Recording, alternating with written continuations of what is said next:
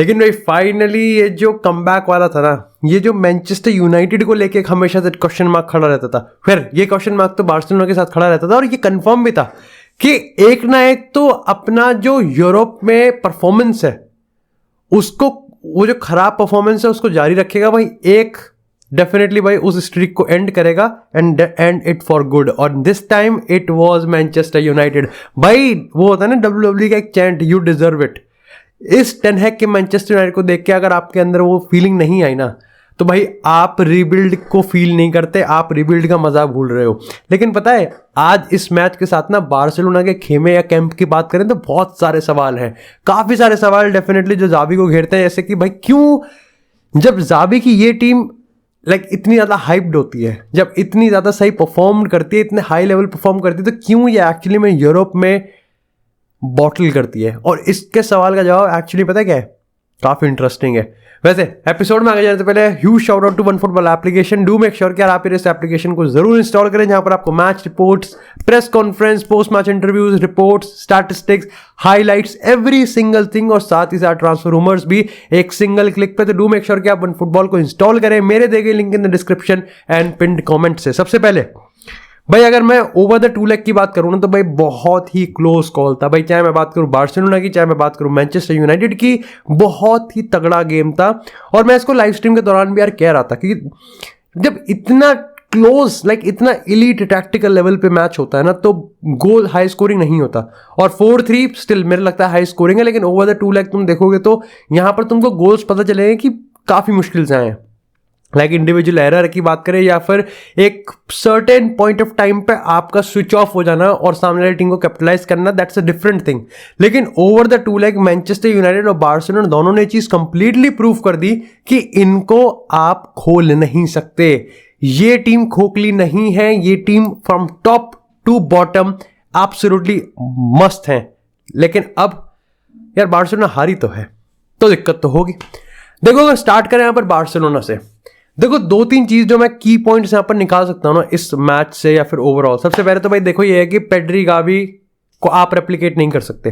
देखो Sergio Roberto तो मैंने शुरुआत में भी कहा था स्ट्रीम के, है बहुत वर्सेटाइल प्लेयर है, ऑफ कोर्स बड़े बड़े मूवमेंट्स उसने दिए हैं यहाँ पर बार्सिलोना को। लेकिन आप अब रियलिस्टिक अगर सोचोगे, जो सिस्टम जावी खिलाता है ना उसको परफेक्शन चाहिए, उसको खेलने के लिए एक सर्टेन सेट ऑफ प्लेयर्स चाहिए, एक वर्क रेट चाहिए, एक क्लास चाहिए, एक स्मूथ चाहिए। सर्जियो बिस्किट जो करता है वो कैसी नहीं कर सकता, और ऐसी पेड्री जो करता है वो कोई और नहीं कर सकता, ऐसी गावी जो करता है वो रोबर्टो नहीं कर सकता। तो पेड्री गावी होना बहुत जरूरी था। यस पेड्री गावी होते तो मैं ये तो नहीं कंफर्म कह सकता कि यहाँ पर जो रिजल्ट होता वो कुछ अलग होता, लेकिन डेफिनेटली यहाँ पर बार्सिलोना एक अच्छी कंपटीशन देती। लेकिन नेवरदलेस मैं अगर यहाँ पर बात करूँ मिडफील्ड की, तो फर्स्ट हाफ में तो बहुत अच्छा खेली बार्सिलोना। देखो कैसी की परफॉर्मेंस मेरे को अच्छी लगी। मैं जब पढ़ रहा था फुटबॉल फोरम में डिस्कशन देख रहा था, वो कैसी को ऐसा लथाड़ रहे थे ना।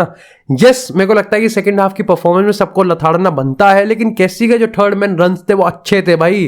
कैसी टैक्टिकल फाउल जीत रहा था, कैसी बुली कर रहा था, कैसी फिजिकल एस्पेक्ट दे रहा था, कैसी पेनल्टी बॉक्स में प्रेजेंस फील करवा रहा था पहले हाफ में। सेकेंड हाफ में आप कैसी को गाली दे सकते हो, लेकिन at the end of the day आपको बाकी के 9 प्लेयर्स को भी गाली देनी पड़ेगी। टर स्टेगन की इतनी गलती नहीं है। इसी के साथ भाई एक परफॉर्मेंस जो कि बहुत ही हफ्ते बाय हफ्ते चूतिया पे चूतिया होती जा रही है ना, वो है भाई लेवेंडोव्स्की।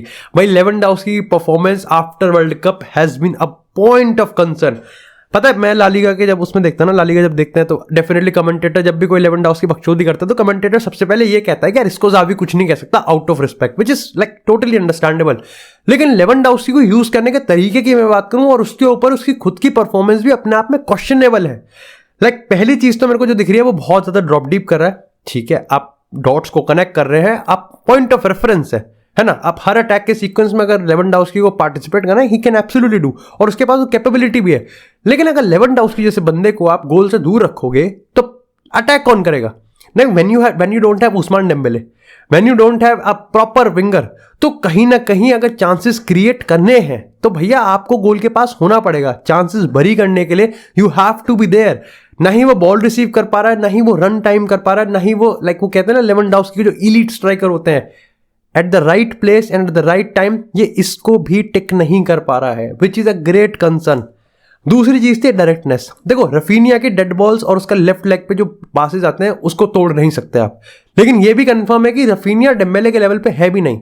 तो पेड्री गावी को आप रेप्लिकेट नहीं कर सकते, तो आप डेम्बेले को तो भूल ही जाओ, क्योंकि डेम्बेले जब अगर टीम में होता तो ये टीम एक अलग डायमेंशन में चलती है। वहां बार्सिलोना आज लैग कर गई। दूसरी चीज मेरे को लगती है कि भाई देखो, अब एक इंपॉर्टेंट और इंटरेस्टिंग पर्सपेक्टिव है, क्यों मैं बार्सिलोना का बात पहले कर रहा हूं, क्योंकि फिर मैं तारीफ में बह जाऊंगा यूनाइटेड की। देखो सबसे पहले तो तुमको समझना पड़ेगा हर बारसा फैंस को कि ठीक है तुम गाली गलौज कर लो, या फिर होता है वो सब में कि थोड़े किलसते हैं सब। मैं यूनाइटेड अगर हारी होती तो मैं भी किलस रहा होता अभी, लेकिन तुमको ये समझना पड़ेगा कि ये गेम इंपॉर्टेंट होते हैं। जिस गेम में अगर आप अगर यहाँ पे बार्सिलोना जीत रही होती तो शायद से मैं पॉइंट्स बोलता भी नहीं। दैट्स द रीजन जी भाई, इंसान है भाई। लेकिन अब क्योंकि हार गई है बार्सिलोना, तो ये बहुत इंटरेस्टिंग पॉइंट है कि आप सवाल पूछें, और सवाल ये पूछना बनता है कि जावी हर यूरोपियन कॉम्पिटिशंस की अगर हम बात करें तो इतना खराब रिकॉर्ड क्यों है। देखो इसका एक इनडायरेक्ट आंसर मैं तुमको बता सकता हूं, वो ये है कि बार्सिलोना को गेम कंट्रोल करना नहीं आता।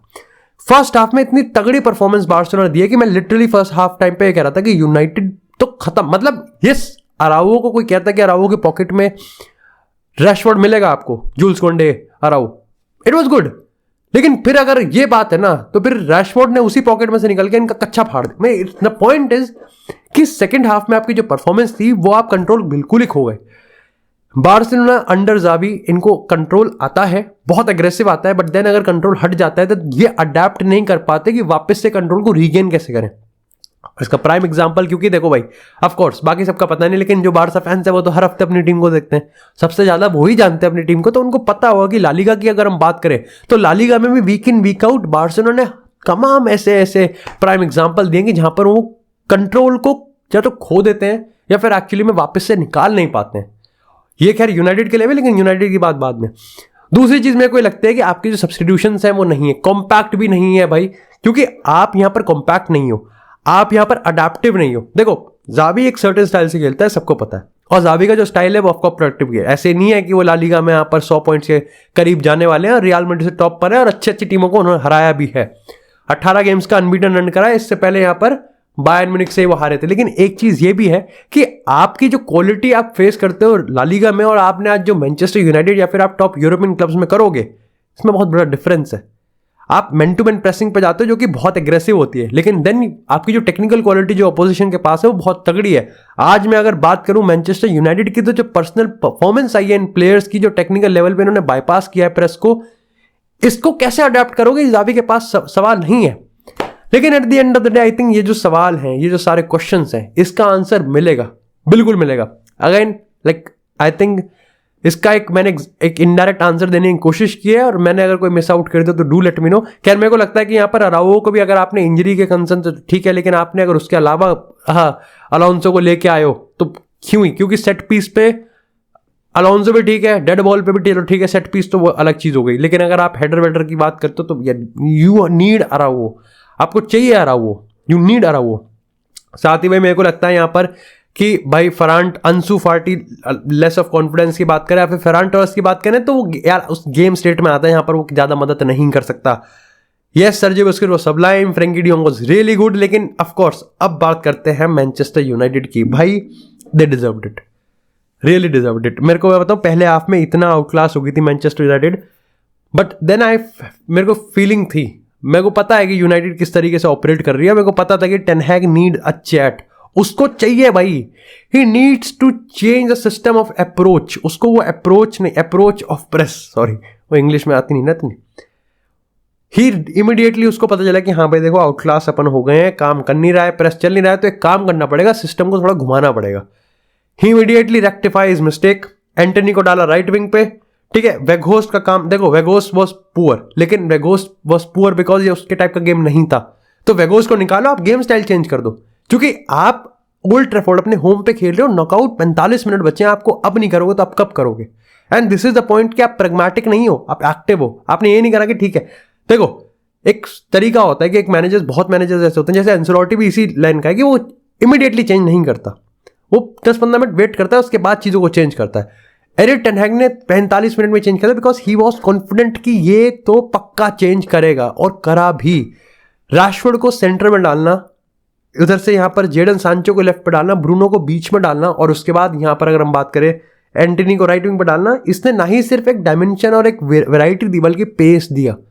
वो पेस जो कि जिस पेस के चलते बारसा कभी कंट्रोल एक्सर्ट ही नहीं कर पाए। देखो सबसे बड़ा जो डिफरेंस था ना आज में, एक तक जहां बारसा गेम देखो दोनों ही मैनेजर्स ईगोइस्टिक है, दोनों ही मैनेजर्स अपनी फिलॉसफी पे ज्यादा कॉम्प्रोमाइज नहीं करते।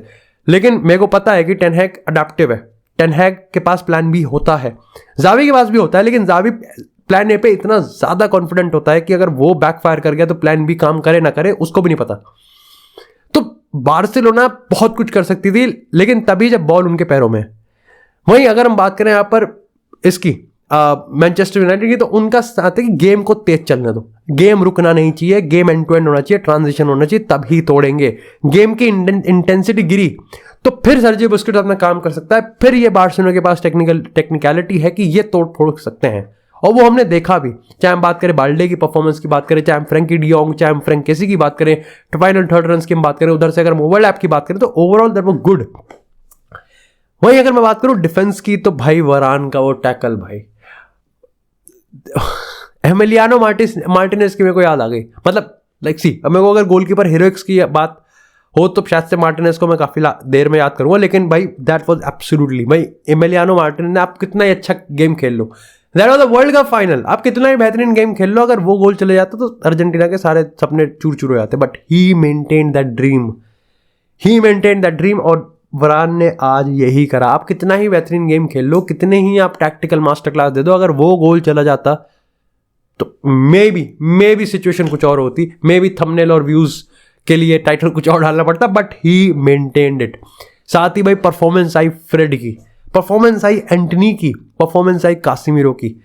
भाई दिस हैज बीन, मेरे को लगता है कि कितने साल बाद मैनचेस्टर यूनाइटेड ने सारे पजल थे ना, उसमें पीसेस बिल्कुल राइट बाय राइट डाले हैं, कम खर्चा करके। ग्लेजर्स के अंडर मतलब लेवल देख रहा, और इज्जत बढ़ जाती है टेन हैग के लिए कि उसने क्या कर डाला।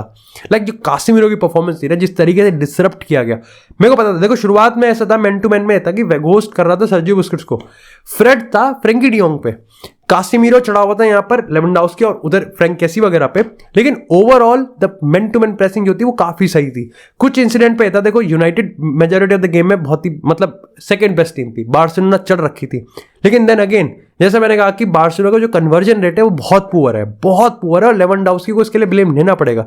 लेकिन मैनचेस्टर यूनाइटेड का जो कन्वर्जन रेट है वो बहुत ज्यादा सही है, डिस्पाइट कि आज फिर भी मैं कहूँगा कि एक दो चांसेस छोड़ दिए हमने, लेकिन ओवरऑल जो कन्वर्जन रेट है वो टेक्निकल क्वालिटी काफी ज्यादा सुपीरियर है मैनचेस्टर यूनाइटेड इस पॉइंट ऑफ टाइम पे। चाहे मार्कस रैशफोर्ड की बात करो, चाहे एंटनी की बात करो, एंड अगेन भाई फ्रेड एक अनप्रिडिक्टेबल प्लेयर है, वो डिसरप्ट करता है, यू डोंट नो कि थर्ड अगर आप बात करो कि एंड टू एंड स्टफ में और सामने वाले की पेनल्टी बॉक्स में फ्रेड आपको क्या निकाल के दे दे, एंड दैट इज द भाई दिस इज वाई आप इतने बड़े गेम में एरिक टेन हैग को देख रहे हो कि वो फ्रेड पे बिलीव करता है, ना कि साबित्सर पे बिलीव करता है, ना कि किसी और चीज पे बिलीव करता है। He wants Fred to be there.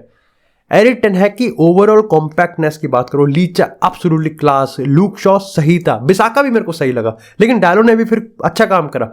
Overall मेरे को लगता है कि यूनाइटेड भी गेम किल नहीं कर पाती, लेकिन अल्टीमेटली बात वहीं आ जाती है कि जो कन्वर्जन रेट है वो कितने अच्छे हैं, और यूनाइटेड के बार्सिलोना से यहाँ पर ज्यादा अच्छे कन्वर्जन रेट है। ओवरऑल भाई ये जरूरत थी, क्योंकि दोनों, मैंने जैसे तुमको कहा कि दोनों ही टीम को जरूरत थी कि दोनों ही टीम्स के यूरोप में रिकॉर्ड अच्छा चल नहीं रहा था, और ऐसे में अब एक को फुल स्टॉप लगाना था और एक को नहीं।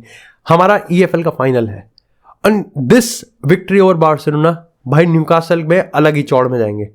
यूरोपा अपन जीत सकते हैं, और उसके बाद अपन लोग EFL जीत सकते हैं। The point is not to put pressure की ट्रॉफी जीतनी जीतती है, आपका गेम सेटअप अच्छा होगा, आपकी टीम अच्छी होगी। जैसे गेम लंबा जा रहा था ना, आप समझ पा रहे थे कि टीम का रीबिल्ड किस में कितना ज्यादा अडेप्टिव है और कितना ज्यादा लॉन्गेविटी है। That was Manchester United. आप अगर स्क्वाड आपका अच्छा है, आपकी टीम अच्छी है, आपका सिस्टम अच्छा है, तो ट्रॉफीज अपने आप आएंगे, एब्सोल्युटली आएगी। अगर मैं बार्सिलोना की बात करूं तो मेरा ट्वीट भी ऐसा करा कि seriously you have to ask questions, लेकिन आप अगर क्वेश्चन के साथ अगर आप भैंचोद लिख रहे हैं ना, then you are absolutely wrong. आप बैंटर में अगर सीरियस हो के ऑफेंड हो रहे हो ना, then you are absolutely wrong. अगर आप बैंटर के चक्कर में सवाल ही पूछना भूल गए ना, then you are absolutely wrong. अगर आपको लगता है कि ये प्रॉब्लम की फसाद की जड़ एक्चुअली में जावी है, then you are absolutely wrong my friend. Barcelona का एक ही सॉल्यूशन है, that is to trust the rebuild. आप मैनचेस्टर यूनाइटेड से हारे हो, put some respect and acknowledge it कि जो टाई था वो बहुत क्लोज था। Thank you so much guys for watching this episode. I hope आपको एपिसोड पसंद आया, और एपिसोड पसंद आया तो एपिसोड को लाइक करें, चैनल को सब्सक्राइब करें। आपको इस तरह फुटबॉल से एक्सक्लूसिव कंटेंट चैनल पर मिलता रहेगा। तब तक के लिए stay tuned, stay safe, and I will see you in the next episode.